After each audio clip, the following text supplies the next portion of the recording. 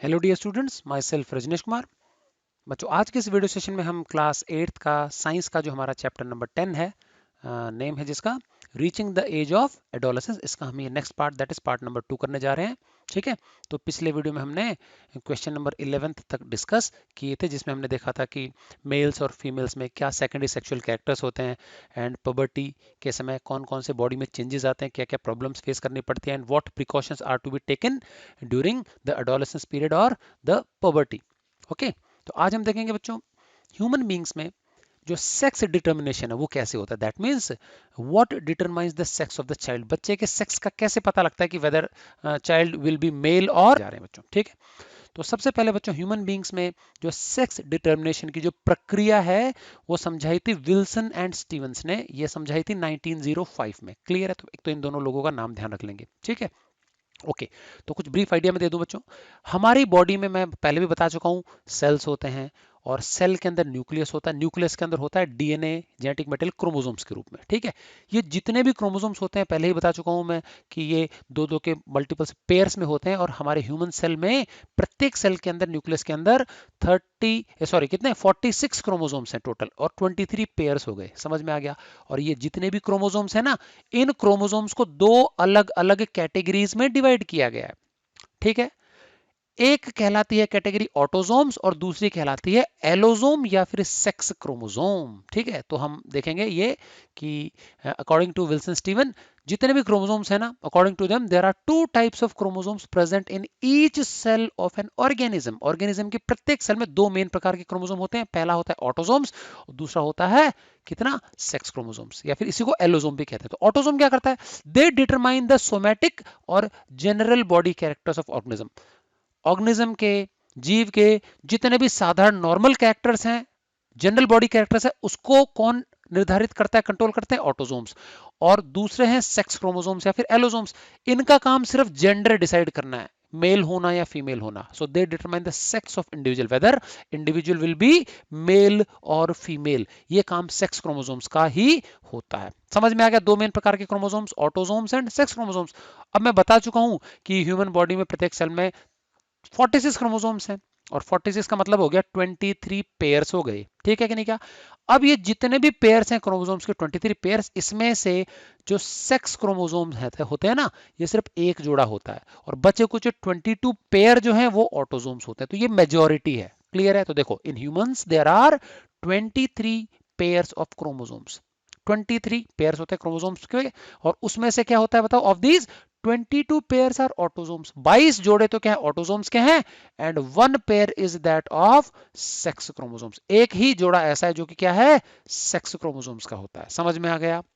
Okay, अभी हम बात करेंगे ये जो सेक्स क्रोमोसोम्स है जो कि सेक्स डिटरमाइन करते हैं, वो कौन से होते हैं? दो प्रकार के सेक्स क्रोमोसोम्स हैं। Sex chromosomes are of two types, एक एक्स क्रोमोसोम होता है और एक वाई क्रोमोसोम होता है। समझ में आ गया?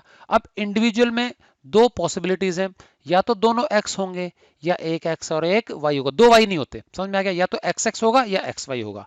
तो ध्यान देना, अगर दोनों क्रोमोसोम एक्स एक्स होते हैं तो वो फीमेल होगा इंडिविजुअल, और एक एक्स के साथ एक वाई होगा तो मेल इंडिविजुअल होगा। तो मतलब मेलनेस के लिए एक वाई क्रोमोसोम होना जरूरी है। दोनों ही एक्स हो जाएंगे तो फीमेल। ठीक, तो टोटल 46 पेयर्स ऑफ क्रोमोसोम्स में से जो ह्यूमन मेल हैं, man chromosomes of human mails, क्या होगा बताओ? बताया ना, 22 जोड़े तो ऑटोसोम के। तो देखो 22 जोड़े का मतलब हो गया 44 ऑटोसोम्स हो गया। पेयर मतलब जोड़े, तो 22 टू जा 44 ऑटोसोम्स हो गए। और जो एक जोड़ा है सेक्स क्रोमोसोम का, वो क्या होगा? X and Y sex chromosome. मैंने बताया मेल में एक्स और वाई अलग अलग होते हैं, भिन्न एक्स वाई सेक्स क्रोमोसोम्स। तो टोटल मिला के 44 तो ये हो गए और दो ये हो गए, तो 44 और 2 कितना हो गया? 46 क्रोमोसोम्स। और फीमेल में जो होते हैं प्रत्येक सेल के अंदर ऑटोसोम्स वही 44 होंगे, और जो सेक्स क्रोमोसोम्स हैं वो दोनों एक्स क्रोमोसोम्स होते हैं। समझ में आ गया? तो यहाँ पे डिफरेंस आ गया। ऑटोसोम सेम टू सेम ही है, बट मेल में sex chromosome X X X Y होता है, और फीमेल्स में क्या होता है? एक्स एक्स होता है। तो टोटल 46 हो गए। तो संख्या बराबर है, बट सेक्स क्रोमोसोम्स का फर्क है। मेल में सेक्स क्रोमोसोम एक्स वाई है, और फीमेल्स में सेक्स क्रोमोसोम्स एक्स एक्स होते हैं। समझ में आ गया? चलिए, अभी हम देखते हैं कि ये जो सेक्स क्रोमोसोम्स होते हैं, ये कैसे सेक्स निर्धारित करते हैं किसी भी बच्चे का जन्म के समय। ठीक है, चलिए, तो हम देख रहे हैं यहाँ पे sex determination can be explained with the help of following cross. ठीक है, तो क्रॉस का मतलब होता है रिप्रोडक्शन। तो यहाँ पे मैंने मैन लिखा है, यहाँ पे लिखा है मैंने वुमन, ठीक है। अच्छा, मैन में मैंने अभी बता दिया कि उसमें क्रोमोसोम्स कौन कौन से होते हैं, 44 तो ऑटोसोम्स हैं, और सेक्स क्रोमोसोम जैसा कि मैंने बताया एक्स प्लस वाई ए एक्स वाई, तो कुल मिला के 46 हो गए, 44 प्लस 2 46, ये 44 ऑटोसोम्स है, ये सेक्स क्रोमोसोम्स है। फीमेल में वुमन में क्या हो जाएगा, सेक्स क्रोमोसोम हमारे 44 ऑटोसोम्स के अलावा जो सेक्स क्रोमोसोम्स हैं वो एक्स और एक्स हो गए, तो टोटल 46 हो गया। ये पेरेंट्स हैं हमारे, ओके। अब पेरेंट्स में जब रिप्रोडक्शन होगा तो मैन में जो रिप्रोडक्टिव ऑर्गन्स है टेस्टिस, उसमें क्या बनेंगे, गैमेट्स बनेंगे, मेल गैमेट स्पर्म्स कहलाते हैं। तो देखो मैन में जो गैमेट्स बनेंगे वो दो प्रकार के बनेंगे। ये जो क्रोमोसोम्स होते हैं ना, जब सेल गैमेट बनाता है तो क्रोमोसोम्स अलग हो जाते हैं, जोड़े। ये 44 पेयर्स है, तो हर पेयर ऑफ क्रोमोसोम अलग हो जाएगा। तो पहला पेयर है क्रोमोसोम का, उसमें से एक क्रोमोसोम इसमें, एक ऑटोसोम इसमें। दूसरा जोड़ा है, एक क्रोमोसोम इसमें, एक इसमें। तो 22 जोड़े हैं, तो 22 जोड़े में से 22 इसमें आ जाएंगे और 22 इसमें आ जाएंगे। समझ में आ गया? बट जोड़े का मतलब डबल डबल होता है ना, तो 22 जोड़े मतलब 44 हो गया। तो आधे तो इसमें आ गए और आधे, तो ये तो ऑटोसोम्स आ गए। और जो सेक्स क्रोमोसोम का जोड़ा है एक्स वाई, उसमें से एक आ गया एक्स इसमें और एक आ गया वाई इसमें। तो कुल मिला के मेल्स में दो प्रकार के स्पर्म्स बनते हैं। आधे स्पर्म बनते हैं एक्स क्रोमोसोम वाले और आधे बनते हैं वाई क्रोमोसोम वाले। समझ में आ गया कि नहीं गया? ओके। तो जब गैमेट बनेगी ना, तो एक सेल से दो गैमेट एक्स वाली बनेंगी और दो बनेंगी वाई वाली। मैंने बताया था आपको गैमेट फॉर्मेशन में क्या होता है, एक सेल से चार गैमेट्स बनती हैं, तो चार में से दो तो बनेंगी एक्स वाली और दो बनेंगी वाई वाली। क्लियर है? 50% एक्स वाली 50% वाई वाली। तो ये तो हुआ मैन में। वुमन में क्या होगा बच्चों, ओवम बनेंगे, ओवा प्लूरल है। तो 44 में से देखो 22 एक सेल में आ गए, 22 दूसरे सेल में आ गए। और जो एक्स एक्स डबल हो गए ना, X X sex chromosome same to same ही है, तो इस एक ओवम में भी एक्स आएगा, दूसरे में भी क्या आएगा, एक्स आएगा। तो इसका मतलब फीमेल बॉडी में जो ओवम बनेंगे ना वो एक ही जैसे बनेंगे। तो यहाँ देखो स्पर्म्स में क्या गड़बड़ हो गई, आधे एक्स वाले हैं आधे वाई वाले हैं, जबकि फीमेल में ओवम कैसे हैं, बिल्कुल एक ही जैसे हैं, सबके अंदर एक्स क्रोमोसोम ही है। समझ में आ गया? चलिए अब हम देखेंगे फर्टिलाइजेशन, मतलब मेल गैमेट स्पर्म्स और फीमेल गैमेट ओवम, इनके क्या होगा, फर्टिलाइजेशन हो गया। तो ये जो एक्स क्रोमोसोम वाला स्पर्म है, ये दोनों में से किसी के साथ भी फर्टिलाइज हो सकता है, ओवम। और ये वाई वाला, ये भी दोनों में से किसी के साथ भी फर्टिलाइज हो सकता है। तो दो चांसेस हो गए, मतलब चार चांसेस हो गए। ये एक्स इसके साथ भी फर्टिलाइज हो सकता है, और ये दूसरे वाले के साथ भी हो सकता है। ये वाई वाला इसके साथ भी हो सकता है और इसके साथ भी हो सकता है। तो ये जो फर्टिलाइजेशन की सारी पॉसिबिलिटीज है, नीचे मैंने एक बॉक्स के रूप में बनाई है, चेकर बोर्ड जिसको बोलते हैं। ये देखिए, तो वुमन के गैमेट्स इधर है और मैन के गैमेट्स इधर हैं। तो वुमन के गैमेट्स ये क्या है, ओवम, और मैन के गैमेट्स क्या है, ये स्पर्म। तो मैंने बताया मैन दो प्रकार के गैमेट्स बनाता है, जो मैंने रेड में लिखे हैं। तो पहली गैमेट में 22 प्लस एक्स, एक्स क्रोमोसोम वाला स्पर्म है। दूसरे वाले में 22 प्लस वाई, ये वाई क्रोमोसोम वाला है। वुमन में जो ओवम है वो एक ही प्रकार के हैं, दोनों में ही 22 प्लस एक्स 22 प्लस एक्स, मतलब 22 तो ऑटोसोम और एक सेक्स क्रोमोसोम। अब ध्यान देना, इस बॉक्स का मतलब क्या है, इस बॉक्स में ये वाला स्पर्म और ये वाला ओवम फर्टिलाइज होगा, 22 plus x sperm and 22 plus x ovum. तो ये जब दोनों इकट्ठे आ जाएंगे तो 22 और 22, मतलब समझ में आ गया? इस बॉक्स में क्या लिखना है, ऊपर जो है और लेफ्ट में जो है उनको जोड़ के लिखना है। तो ऊपर देखो 22, इधर देखो 22, तो 22 और 22 कितना हो गया, 44। और सेक्स क्रोमोसोम्स कौन सा हो गया, एक्स और एक्स दोनों मिलकर डबल एक्स हो गया। अब मुझे बताओ, मैं बता चुका हूं आपको कि 44 प्लस एक्स एक्स मतलब ये क्या हो गया, फीमेल हो गया, तो डॉटर कहेंगे इसको। जो यंग वन है वो क्या होगा, डॉटर होगा, बेटी होगी। ठीक, यहाँ पे देखो सेम टू सेम, ऊपर देखो 22, इधर देखो लेफ्ट में 22, तो 44 हो गया ऑटोसोम्स। इधर भी एक्स है उधर भी एक्स है, तो डबल एक्स हो गया। तो 44 plus x x again 46 chromosomes, तो दोनों एक्स क्रोमोसोम्स हैं, ये भी क्या फीमेल है, डॉटर है। नीचे देखेंगे हम, ऊपर 22 लेफ्ट में 22, तो दोनों मिला के 44 हो गया।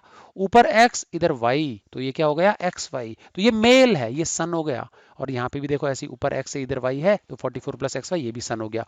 तो कुल मिला के क्या है, चार संभावनाओं में से दो संभावनाएं ऐसी हैं जब संतान डॉटर है और दो संभावनाएं ऐसी जब संतान क्या है, सन है। तो मुझे बताओ कि चाइल्ड का सन होना या डॉटर होना, मेल होना या फीमेल होना, किसके ऊपर निर्भर करता है, मैन के क्रोमोसोम्स, मतलब गैमेट्स मतलब स्पर्म। भाई मदर ने तो एक ही जैसे ओम बनाए, दोनों में एक्स क्रोमोसोम है, तो मदर की तो कोई गलती है ही नहीं ना।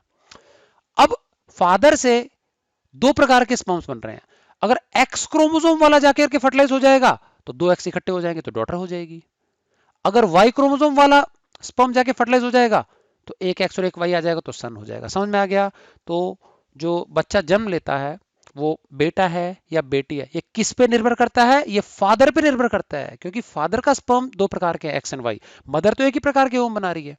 समझ में आ गया। तो कई बार हमारे समाज में ऐसा भी होता है कि लड़के को ज़्यादा फेवर करते हैं लोग। हमारे पुराने गांव में देखना आज भी महिलाएं ऐसी हैं कि जो लड़के को ज़्यादा फेवरेबल जेंडर मानती है। लड़कियों के जन्म पे इतना ज़्यादा बड़ा उत्सव नहीं मनाया जाता, लड़के को ज़्यादा फेवर करते हैं। ठीक है। और कई बार ऐसा भी होता है कि कुछ परिवारों में 2 3 4 बार लड़कियों का जन्म हो जाता है, तो फिर क्या है, वो क्या है, मदर को ही दोष देते हैं, सुनाने लगते हैं कि सारी लड़कियां हो रही है, लड़का नहीं हुआ, लड़का नहीं हुआ, खूब पता नहीं जब तब करते हैं, पंडितों के चक्कर काटते हैं। ठीक है कि नहीं क्या।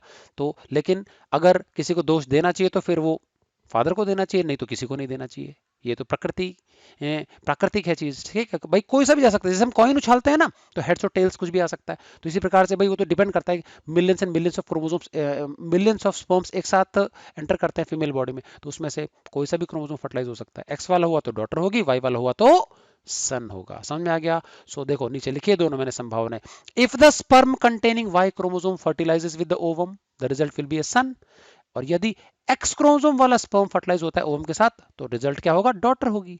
तो मतलब समझ में आ गया, पिता है जो कि बच्चे का सेक्स डिटरमाइन करता है, ना कि माता। समझ में आ गया। तो मदर को जबरदस्ती दोष देना सही नहीं है। तो बेटा बेटी होना किस पे निर्भर करता है, फादर पे करता है, ना कि मदर पे करता है। क्लियर। चलिए, तो आई होप आपको अच्छे समझ में आया होगा। ये इसको अच्छे से क्रॉस समझ लेंगे। नेक्स्ट हमारा बच्चों सिंपल सा क्वेश्चन है, name the hormone which is produced by thyroid gland. हमारे थ्रोट में होती है ग्लैंड, मैंने बताया था सबसे बड़ी एंडोक्राइन ग्लैंड है, एच के आकार में होती है। अंग्रेजी भाषा का लेटर जो एच है उसके शेप में होती है, सबसे लार्जेस्ट एंडोक्राइन ग्लैंड है। वैसे तो हमारे शरीर की सबसे लार्जेस्ट ग्लैंड लीवर है, बट एंडोक्राइन ग्लैंड्स में से सबसे बड़ी कौन सी है, थायराइड ग्लैंड है। ठीक है। और इसके द्वारा एक स्पेशल हार्मोन प्रोड्यूस किया जाता है, थायरॉक्सिन। तो देखो थायराइड से ही मिलता जुलता नाम है थायरॉक्सिन, THYROXINE। आर ओ तक तो सेम है, आई डी की जगह XINE। तो thyroid gland produces hormone thyroxine. ये थायरॉक्सिन हार्मोन जो होता है ये तभी बनता है जब हमारे शरीर में भोजन के माध्यम से थोड़ा बहुत आयोडीन पहुंचता रहे। अब ये आयोडीन कहाँ मिलता है हमको बच्चों, आयोडीन या तो हमको समुद्री भोजन में मिलता है, नॉर्मली समुद्री भोजन हम इतना खाते नहीं है। मछलियों में मिलता है, मछली कौन खाता है। ठीक है। देन उसके बाद हमको जामुन वगैरह मिलता है, जामुन बहुत ही रेयर फ्रूट है, हर कोई नहीं खाता, मार्केट में भी कम आता है। तो आयोडीन बहुत ही स्केर्स है, ज्यादातर फल सब्जियों में नहीं मिलता। तो आयोडीन इसीलिए, और जरूरी बहुत है, अगर ये आयोडीन हमारे शरीर में नहीं पहुंचा तो थायरोक्सिन हार्मोन नहीं बनेगा। ये नहीं बनेगा ना, तो हमारी फिजिकल और मेंटल दोनों की ग्रोथ में बाधा आती है। मतलब पर्सन एक तो मेंटली तो मंद बुद्धि हो ही जाएगा, समझ में आ गया, दिमागी विकास रुक जाता है, और फिजिकल ग्रोथ भी प्रभावित होती है, स्लो ग्रोथ होगी। समझ में आ गया कि नहीं क्या। तो फिजिकल एंड मेंटल रिटार्डेशन होगा, स्लो हो जाएगा दोनों तरफ से मामला। ठीक है। तो अब क्या, आयोडीन बहुत जरूरी है। तो यही कारण कि जो आयोडीन होता है ना, ये हमारे खाने के नमक में मिला दिया जाता है, और इस प्रकार का नमक कहलाता है आयोडाइज्ड सॉल्ट। समझ में आ गया। तो ये आयोडीन हमारे खाने में बहुत जरूरी इंपॉर्टेंट हिस्सा है। तो नमक हमको पता है सब किसी न किसी दौरान पक्का ही खाएंगे, बिना नमक के खाना बनता नहीं हमारा। ठीक है कि नहीं क्या। तो इसका मतलब हमको आयोडीन जो है रेगुलर बेसिस पे नमक के थ्रू बॉडी में मिलता जाता है। ठीक है। अगर आयोडीन न मिले तो हमारी जो थायराइड ग्लैंड है वो थायरोक्सिन हार्मोन बनाती नहीं है, और इसके रॉ मटेरियल्स को जमा करती जाती है, जिससे कि ये जो ग्लैंड होती है ये सूज जाती है, सूजन आ जाती है इसमें, और लटक के गले के बाहर आ जाती है। और गले के बाहर ये गोल गोल मोटा मोटा सा बिल्कुल लटक के बाहर आ जाती है, सूज जाती है। और इस कंडीशन को गोइटर बोलते हैं। क्या बोलते हैं, गोइटर, घेंगा हिंदी में। समझ में आ गया। तो देखो, thyroid gland produces the hormone thyroxine. This hormone is produce in presence of iodine, iodine के प्रेजेंस में ये बनता है। Due to deficiency of iodine, अगर आयोडीन की कमी हो जाए ना, thyroid gland fails to produce thyroxine, thyroid gland जो होती है वो थायरोक्सिन बनाना बंद कर देती है। And it swells and protrudes out, ये सूज जाती है, सूजन आ जाती है और बाहर लटक के आ जाती है गले के बाहर, और ये कंडीशन कहलाती है गोइटर, घेंगा। बाद में सर्जरी के माध्यम से इसको ठीक कर दिया जाता है, लेकिन अगर आयोडीन नहीं लिया फिर लटक के आ जाएगी बार बार। ठीक है। तो प्रॉपर इलाज क्या है, आयोडीन लेना चाहिए भोजन के माध्यम से। तो नमक के थ्रू हमको ये मिलता है। Thyroxine is necessary for proper physical and mental growth, और थायरोक्सिन अगर बनता रहेगा शरीर में तो हमारी शारीरिक विकास और दिमागी विकास अच्छा भला होगा, नहीं तो दोनों में ही बाधा हो जाती है। पर्सन क्या हो जाता है, दिमागी विकास रुक जाता है, सोचने समझने की शक्ति कम हो जाती है, मेंटल एंड फिजिकल रिटार्डेशन होता है, ग्रोथ भी थोड़ी स्लो हो जाती है। चलिए अगला हमारा क्वेश्चन है which hormone controls Metamorphosis in frogs. मैंने सेकंड नंबर का क्वेश्चन कराया था आपको चैप्टर में कि मेटामॉर्फोसिस क्या होता है, अलग अलग डेवलपमेंटल स्टेजेस बिल्कुल एग से लेकर के अडल्टहुड तक कौन कौन सी होती हैं। फ्रॉग में देखा था हमने, एग, एग के बाद में उसका टेडपोल लार्वा बनता है, फिर थोड़ा सा और बड़ा हो जाता है, वो मछली नुमा दिखाई देता है, फिर धीरे धीरे टेल उसकी गायब हो जाती है, अल्टीमेटली 2-3 स्टेजेस के बाद में अडल्ट स्टेज आ जाती है, पूंछ उसकी गायब हो जाती है। ठीक है कि नहीं क्या। तो ये जो मेटामॉर्फोसिस, जो स्लो चेंजेस होते हैं बॉडी डेवलपमेंट के दौरान, तो ये जो चेंजेस होते हैं ये कौन से हार्मोन के कारण होते हैं, थायरोक्सिन। मैं बताया अभी थायरोक्सिन जो होती है फिजिकल ग्रोथ के लिए जरूरी है। तो मेंढक जो होता है बिल्कुल छोटे से लेकर के बड़ा होने तक कौन सा हार्मोन आवश्यक है वहां पे, थायरोक्सिन हार्मोन जरूरी है। तो मेंढक की जो थायराइड ग्लैंड होती है वह प्रोड्यूस करती है। तो देखो the hormone thyroxine secreted by thyroid gland controls Metamorphosis in frog. Frog में मेटामॉर्फोसिस को कौन सा ग्लैंड का हार्मोन कंट्रोल करता है, थायराइड ग्लैंड का हार्मोन थायरोक्सिन। ठीक है। फॉर दिस, और इसके लिए क्या होता है, the water in which tadpoles are growing must contain sufficient iodine. जिस पानी के अंदर टेडपोल्स ग्रो कर रहे हैं, मेंढक के जो लार्वे होते हैं ग्रो करते हैं ना, उस पानी में अगर आयोडीन उचित मात्रा में है तो आयोडीन अपने शरीर में सोखते रहते हैं, थायराइड ग्लैंड थायरोक्सिन बनाती रहेगी तो सही है, उनको क्या है थायरोक्सिन मिलता रहेगा तो प्रॉपर ढंग से ग्रो करेंगे और अडल्ट फ्रॉग में कन्वर्ट हो जाते हैं वो। और अगर पानी में आयोडीन की कमी है तो आयोडीन उनके शरीर को नहीं मिलेगा तो थायरोक्सिन नहीं बनेगा, तो अडल्ट फ्रॉग बन ही नहीं पाते, लार्वल स्टेज में ही मर जाते हैं। समझ में आ गया। तो देखो in deficiency of iodine the tadpoles can not become adult frog. समझ में आ गया। तो पानी के सोर्स में उचित मात्रा में आयोडीन जरूरी होना चाहिए, तभी वो अडल्ट फ्रॉग में कन्वर्ट हो पाते हैं। क्लियर है। चलिए अगला हम देख लेते हैं बच्चों, question number 15, what is the term used for chemical secretions of endocrine glands responsible for changes taking place in the body। हमारे शरीर में जो भी परिवर्तन चेंजेस आते हैं, मेटाबॉलिक एक्टिविटीज होती हैं, वो एंडोक्राइन ग्लैंड्स के सिक्रीशन के द्वारा ही होता है। और ये जो एंडोक्राइन ग्लैंड्स के सिक्रीशंस होते हैं, केमिकल सिक्रीशंस, इनका नाम क्या है, हॉर्मोन्स। एंडोक्राइन ग्लैंड जिन केमिकल्स को सिक्रीट करती है उन केमिकल्स को क्या कहते हैं, हॉर्मोन्स कहते हैं। उसके बाद वाटर एंडोक्राइन ग्लैंड्स बता चुका हूं मैं, बिना नली वाली ग्रंथियां, डक्टलेस ग्लैंड्स, डक्ट मतलब नली।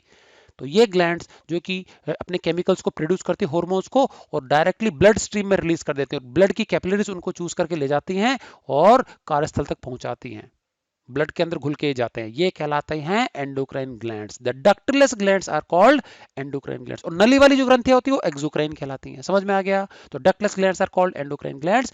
दीज सिक्रीट हॉर्मोन्स, और ये क्या बनाती हैं, हॉर्मोन सिक्रीट करती हैं, which are release directly into the blood stream. और सीधा ही ये क्या है, खून के बहाव में मिक्स हो जाते हैं हॉर्मोन्स और फिर एक स्थान से दूसरे स्थान तक पहुंचते हैं। जहां बनते हैं वहां काम नहीं है, कहीं और काम होता है इनका। चलिए अगला क्वेश्चन हमारा 17 सिंपल सा ही है, right a short note on Adam's apple. मैं बता चुका हूं लैरिंग्स जो होता है, वॉइस बॉक्स, उसी को हम एडम्स एप्पल के नाम से जानते हैं। और पबर्टी तक तो ये बॉयज और गर्ल्स दोनों में क्लियरली पहचान में नहीं आता, लेकिन जैसी पबर्टी स्टार्ट होती है तो लड़कों में ये थोड़ा तेजी से ग्रो करता है और उभर करके बाहर निकल आता है। तो हमको प्रोट्रूटेड या उभरा हुआ प्रोट्रूडेड पार्ट दिखता है सामने की ओर गर्दन पे। समझ में आ गया। तो थ्रोट के मिडिल में ये एडम्स एप्पल कहलाता है। तो Adams apple is another name for लैरिंग्स। लैरिंग्स का ये दूसरा नाम है, या फिर वॉइस बॉक्स भी कह सकते हैं इसको, लैरिंग्स और द वॉइस बॉक्स। यहाँ फॉर की जगह क्या कर देंगे, और वॉइस बॉक्स। ठीक है, Adam's apple is another name for larynx और the voice box. Voice box बोल दो, लैरिंग्स बोल दो, एडम्स एप्पल, सब एक ही बात है। अंटिल पबर्टी, मतलब पबर्टी तक, it is not clearly visible externally in the throat region. समझ में आ गया। In both boys and girls, लड़कों में भी और लड़कियों में, दोनों में ही बाहर से गर्दन पे देखने पर पहचान में नहीं आता, पबर्टी से पहले पहले। बट एट पबर्टी, लेकिन जैसी पबर्टी रीच होती है ना, लैरिंग्स ग्रोज, ये तेजी से बढ़ता है, एंड प्रोट्रूड्स आउट, बाहर निकल आता है, in the throat region of in boys, लड़कों में गले वाले रीजन में बाहर निकल आता है। ठीक है। In girls it is hardly visible, और लड़कियों में ये पबर्टी के दौरान भी या पबर्टी के बाद भी क्या है, बहुत ही मुश्किल से नजर आता है। तो लड़कियां अगर अपनी गर्दन को ऊपर करके अपने चिन से हाथ नीचे की ओर लाएंगी गर्दन पे तो स्मूथली आ जाएगा, नहीं पता लगेगा। लेकिन लड़कों में क्या होता है, वो बाहर निकल आता है, लड़कियों में नहीं पता लगता। समझ में आ गया। जबकि लड़कों में आ जाएगा। तो अगर एक ही घर में दो भाई बहन हैं, बॉय गर्ल हैं, तो अपने अपनी गर्दन को ऊपर करके अगर पबर्टी वाली एज आ गई तो चेक करके देख सकते हैं। ठीक है। तो गर्ल्स में को स्मूथ लगेगा, प्लेन, जबकि बॉयज में मोटा सा कुछ निकला रहेगा गले के बाहर, पबर्टी की एज में। छोटे बच्चों का नहीं चेक करेंगे, उनका नहीं मिलेगा। चलिए नेक्स्ट क्वेश्चन देखें, prepare a table having two columns, दो कॉलम की टेबल बनानी है, column one column to. Column one में हमको लिखना है ग्लैंड्स कौन कौन सी एंडोक्राइन, और कॉलम टू में वो कौन कौन से हार्मोन सीक्रेट करती है, पूरी लिस्ट मैंने करवा रखी है। पिट्यूटरी ग्लैंड के बारे में पहले ही बता चुका हूं मैं, उसके खूब सारे ग्लैंड्स हैं। क्यों उसको मास्टर ग्लैंड कहते हैं? क्योंकि इसके द्वारा सीक्रेट किए गए हार्मोन्स बाकी ग्लैंड्स के हार्मोन्स को कंट्रोल करते हैं, इसलिए इसको मास्टर ग्लैंड भी कहा जाता है। तो देखो बाकी सारी ग्लैंड्स हैं, ये शुरू की जो तीन यहां दिख रही है आपको स्क्रीन पे, ये ब्रेन रीजन में मौजूद है। Pituitary gland, pineal gland, hypothalamus gland, ध्यान से सुन लेंगे, ठीक है कि नहीं क्या?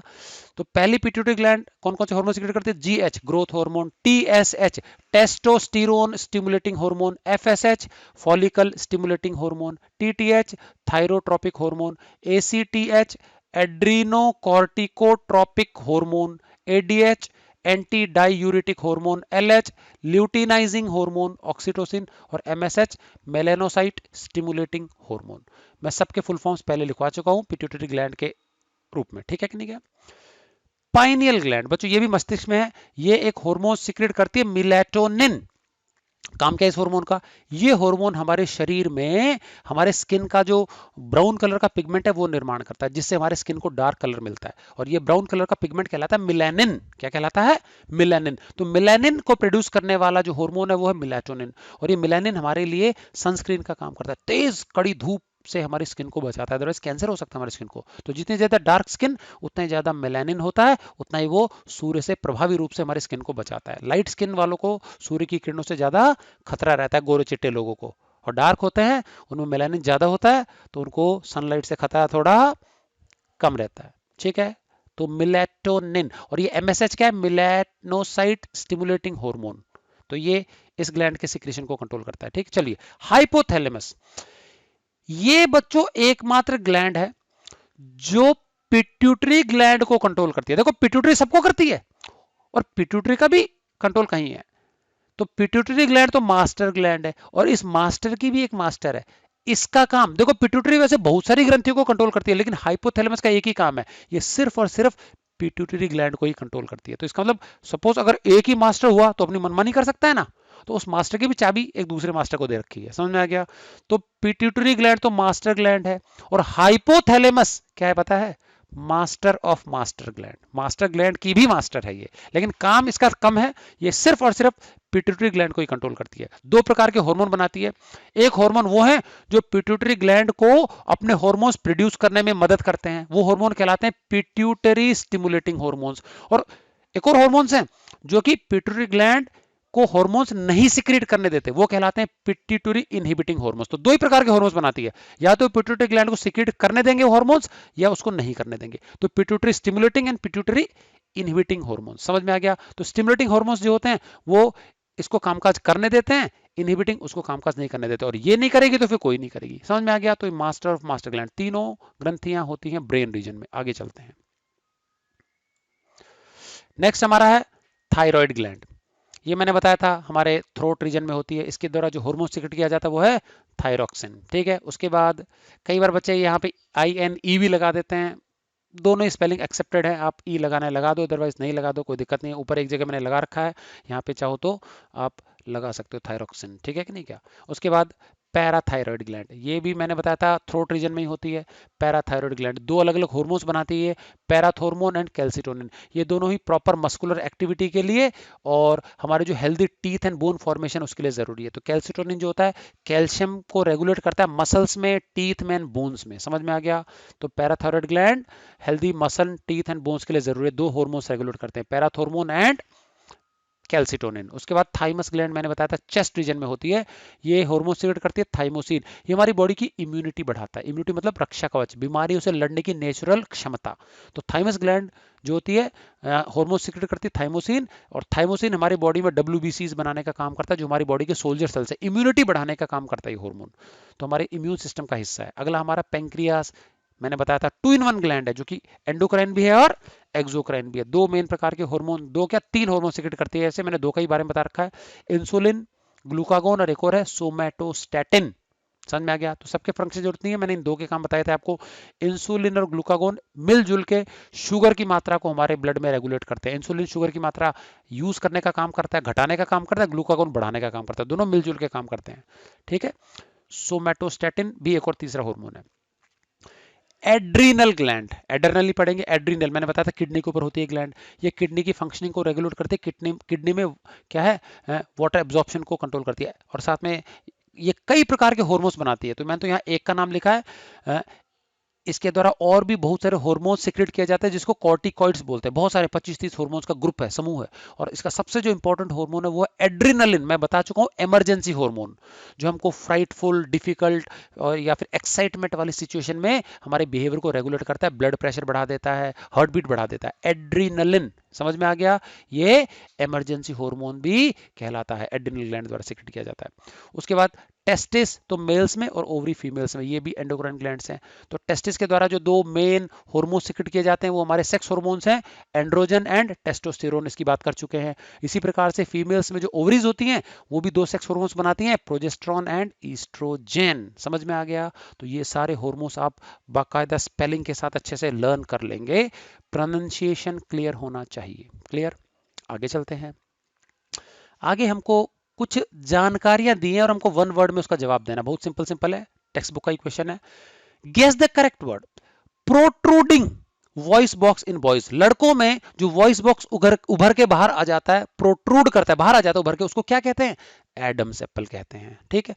ग्लैंड्स विदाउट डक्ट, बिना नली वाली ग्रंथियां एंडोक्राइन ग्लैंड्स कहलाती हैं। समझ में आ गया। और नली वाली एक्सोक्राइन। ठीक।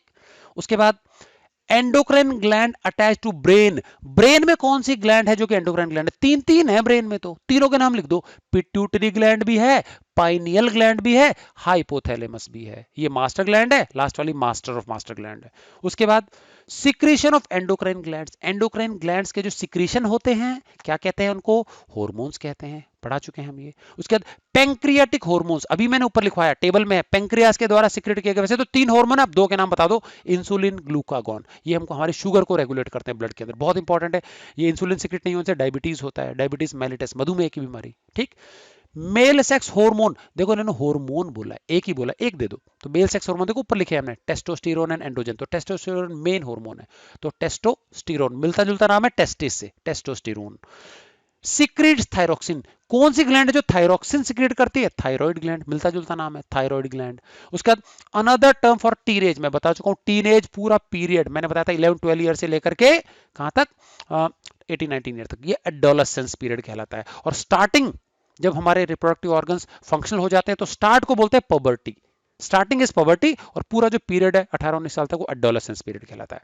वॉइस बॉक्स का एक और नाम लैरिंग्स है, एडम्स एप्पल भी वही चीज होती है। ठीक है। उसके बाद term for changes at adolescence, और एडोलेसेंस स्टार्ट होते ही जो बदलाव स्टार्ट हो जाते हैं उन बदलावों के लिए हम टर्म यूज करते हैं puberty, it is the start of adolescence period, puberty.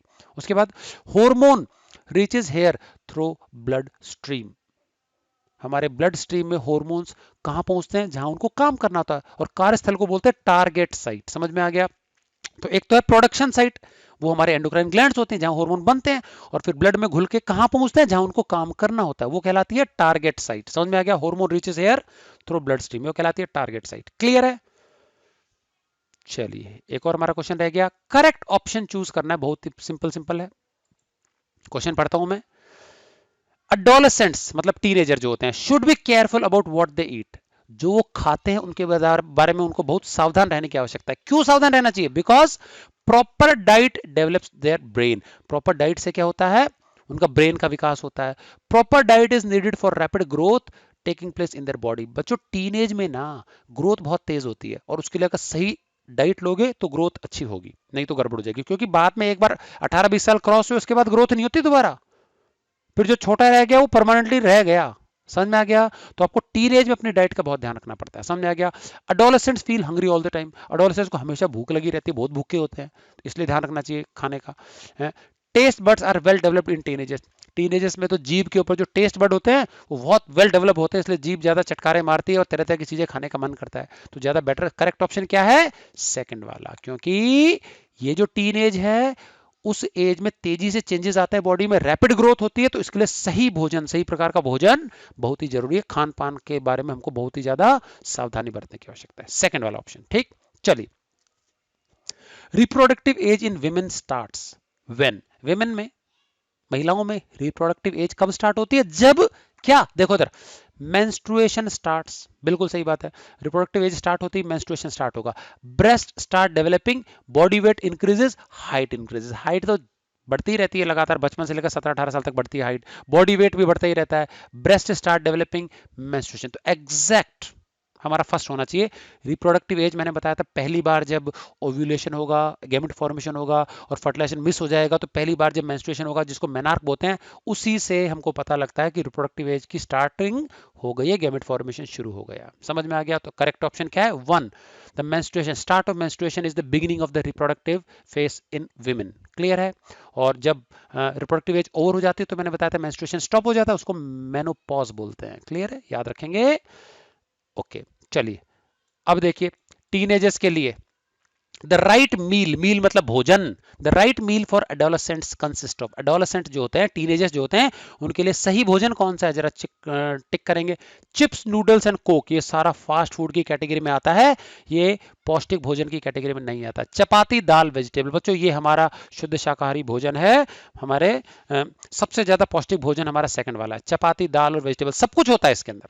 समझ में, दाल में प्रोटीन आ गया, चपाती में कार्बोहाइड्रेट्स आ गया एनर्जी देने के लिए, वेजिटेबल्स में विटामिन मिनरल सब कुछ मिल गया हमको। समझ में आ गया कि नहीं? क्या और हम चपाती खाएंगे तो उसमें जाहिर है चुपड़ के खाएंगे तो उसमें थोड़ा बहुत फैट्स, घी भी आ गया, सब कुछ आ गया, ये एक बैलेंस्ड डाइट है। ठीक है कि नहीं? क्या उसके बाद कह रहा है rice, noodles and burger. Rice ठीक है, नूडल चिपचिपे होते हैं, बहुत ज्यादा शरीर के लिए अच्छे नहीं होते, और बर्गर तो बहुत ही बेकार चीज है, फास्ट फूड में आता ही है। ठीक। And vegetable cutlets, chips and lemon drink, drink ठीक है बट चिप्स अच्छी चीज नहीं मानी जाती, और वेजिटेबल कटलेट इसको तलना पड़ता है, तो ये भी अच्छी नहीं होती, तली हुई चीजें स्वास्थ्य के लिए थोड़ी अच्छी नहीं मानी जाती। समझ में आ गया? तो बेस्ट ऑप्शन क्या है यहाँ पे, एडोलसेंट के लिए सही मील क्या है, चपाती, दाल एंड वेजिटेबल। समझ में आ गया? तो एक बैलेंस्ड आहार लेना है, शरीर को सारे न्यूट्रिएंट्स उसको उचित मात्रा में मिल जाए। तो इसी के साथ ही बच्चों हमारा ये chapter 10 reaching the age of adolescence ये होता है खत्म। तो आई होप आपने अच्छे से इसको समझ लिया होगा, सारे के सारे क्वेश्चंस प्रॉपर तरीके से नोटबुक में नोट कर लेंगे। क्लियर है? चलिए बच्चों, इसी के साथ एंड करते हैं हमारा चैप्टर, यहाँ पे मिलते हैं नेक्स्ट वीडियो में, तब तक के लिए goodbye and thanks for watching.